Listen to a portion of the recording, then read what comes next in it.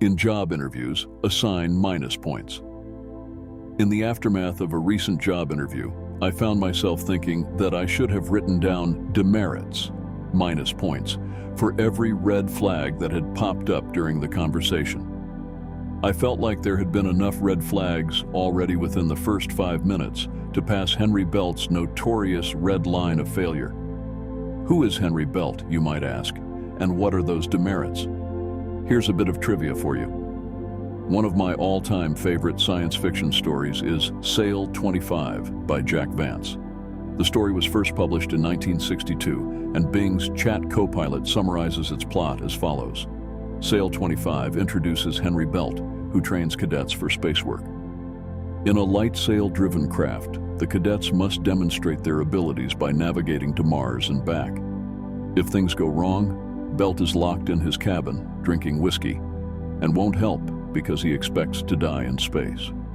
He assigns minus points to cadets for various infractions during their space training. These points accumulate, and if a cadet reaches a certain threshold, they face expulsion from the program. It adds an element of tension and competition to the story as the cadets strive to avoid losing points while navigating the challenges of space travel. Jack Vance was a fabulous writer with a beautiful style, and I highly recommend reading his works. During my time as a manager, I had fun mentioning Belt's demerits system to the members of my team and joked about implementing it so we would have a benchmark for their midterm reviews. I never did that, of course, but the cynical side of me is still asking, why didn't I? Nothing is ever objective when you measure someone's performance. It's not a sport where you can use a watch to stop how fast someone runs 100 meters.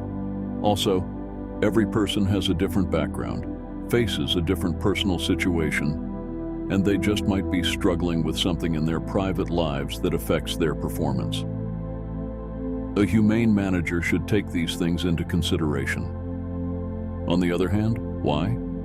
As far as I can remember, nobody had ever cared for my personal story or situation. But the world does not become a better place by doing unto others what they have done to you.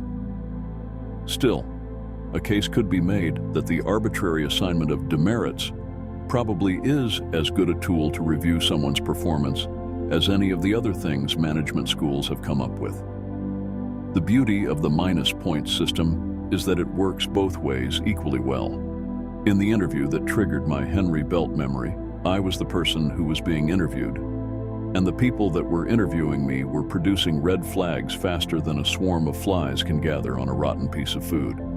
I already knew in the third minute that I did not want that job or ever work at that company. Technically, it was the first minute of the interview. The other side had been 2 minutes late for the video conference, and that was the first red flag right there. We have a saying in Germany, 5 Minuten vor der Zeit ist die rechte Pünktlichkeit. 5 minutes ahead of time is the right punctuality. Maybe it's a cultural thing, but Germans consider it to be rude and respectless to be late without a valid excuse. My interviewers had not even apologized for letting me wait, which was already the second red flag. Subtle and not so subtle rudeness were signature traits of the entire interview. It was a typical looking down on the candidate affair, and that tells you all you need to know about the company culture and what your everyday life at this place would feel like. For confidentiality reasons alone, I will not go into further details, but it felt like there was at least one new red flag every 30 seconds. They just kept coming. I stayed professional and polite, but after 21 minutes, the ultimate red flag had been raised, and we ended the interview in mutual agreement.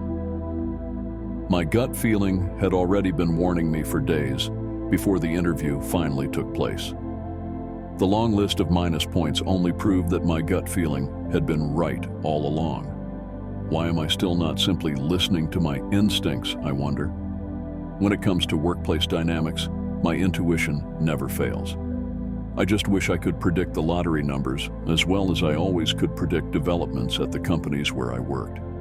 I would already have been a lotto billionaire decades ago. My advice is to listen to your gut feelings. Don't suffer through an uncomfortable job interview when you already know that you don't want to work at that place.